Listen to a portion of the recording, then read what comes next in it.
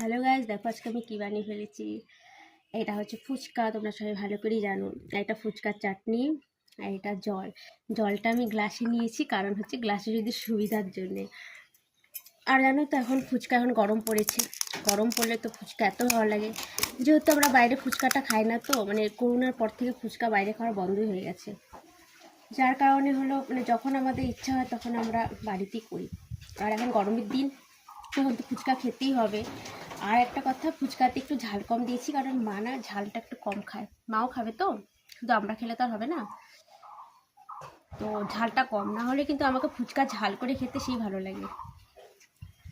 তো এই যে ফুচকা এখন আমাদের রেডি হয়ে গেছে।